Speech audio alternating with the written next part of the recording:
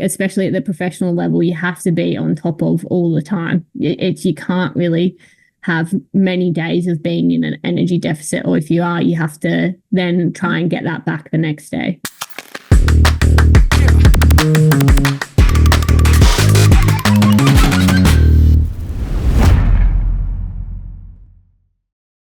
There's some real implications there, and this is kind of moving on to the female athlete triad of, menstrual dysfunction, bone mass, and low energy availability, which, starts to impact that. And, Penny, maybe you can explain, how, if there are athletes out there that perhaps think, what are the signs really that we're going down this path? And you've obviously gone down that path and come out of that path, so there's no better person to ask there.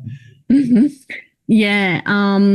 Well, I mean, I guess the main first thing that I tell most athletes is, like, the first red flag if you're a female is if you lose menstruation. I mean, we know that it can occur because of a other variety of reasons, like PCOS and stuff like that, but yeah, if you have your natural cycle, tracking that is really important to make sure that you're getting your period regularly.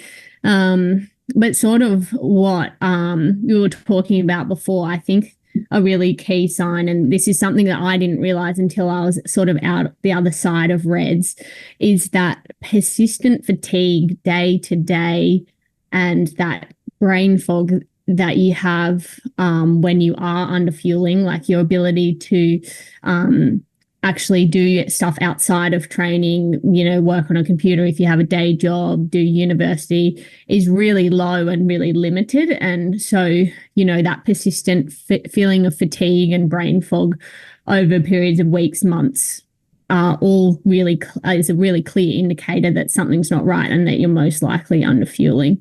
And then flowing on from that, we obviously have the bone stress injuries that we know is, female athletes who have menstrual dysfunction are 4 to 5 times more likely to have a bone stress injury.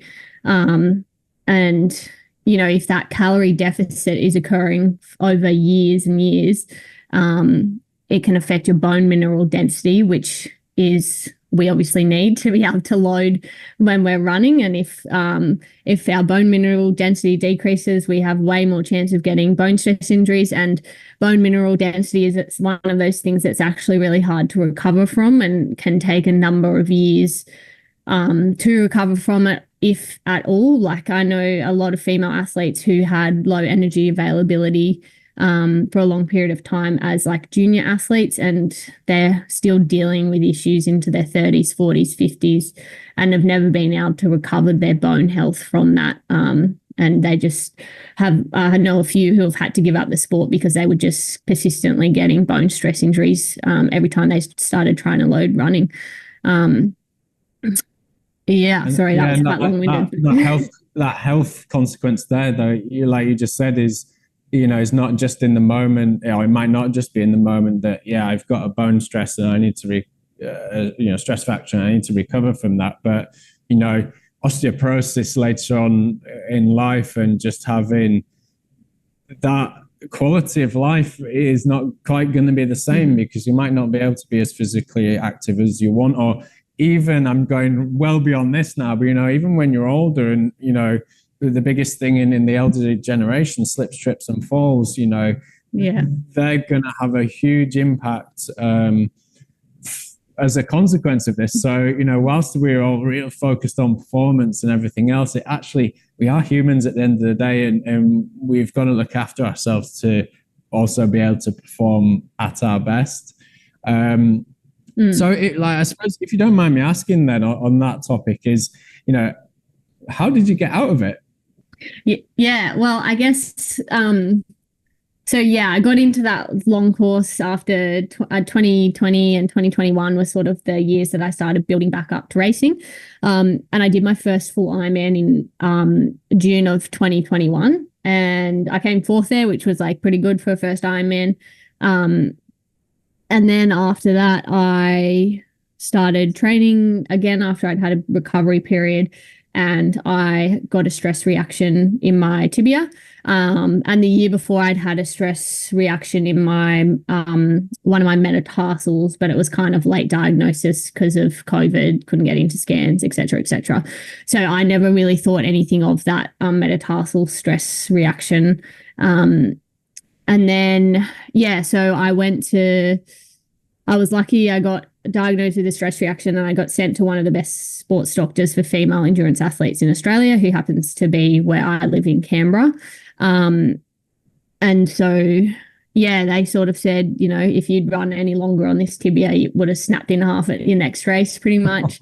And I was lucky that the doctor I saw, she used to be a elite female cyclist, so had a lot of experience, life experience as well, kind of with REDS. But she was very frank with me and said, based on your numbers, like your metabolic rate and the fact that you haven't had natural menstrual cycle in a number of years, and my sex hormones were super low as well, especially my estrogen. She said, was very frank and said, you can continue down this path of underfueling, but I can guarantee you're going to be back here seeing me every 3 to 6 months if you are. And sounds like you want to have a really good career in triathlon. And so you need to get on top of this now and sort it out. And she said, go and see a psychologist, because we know a lot of the problems around underfueling is to do with the psychological component of actually physically feeling like you can't eat anymore because you want to be leaner. And then my coach at the time, Jackie, who she was also really good, and she said, no, well, you're going to have 6 weeks off because we need to get you in some form of energy balance before you can get back to training. Because, we know to recover from REDS, you need to reduce that.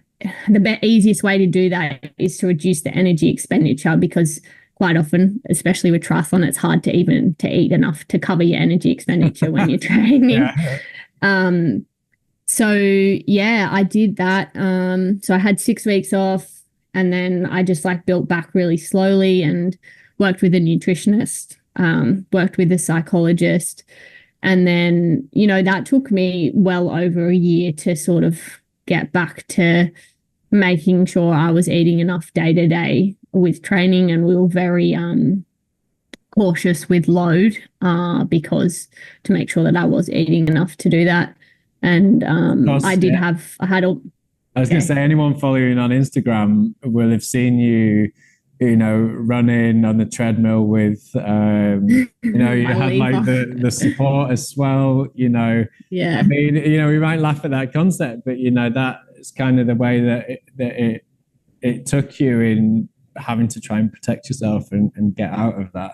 Yeah, for sure. I mean, in the end, I had almost 4 months off running pretty much, just because, we were, I was lucky that obviously it happened to me when I was a bit older, so it didn't compromise my bone health too much. But a big goal was to try and get my metabolic rate up so that I could so that I actually used energy properly. And lo and behold, I actually leaned up a fair bit once I started eating enough.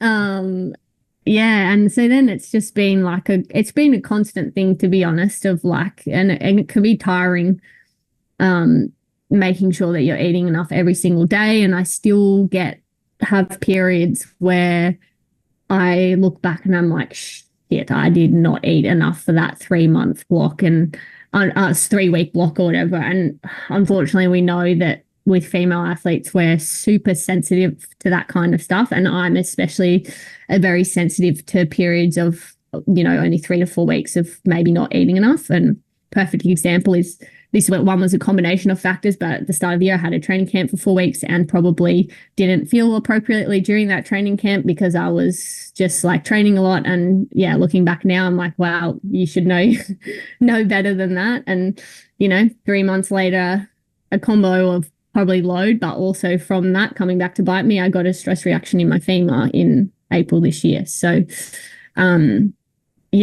it's one of those things that especially at the professional level, you have to be on top of all the time. You can't really have many days of being in an energy deficit, or if you are, you have to then try and get that back the next day. bye.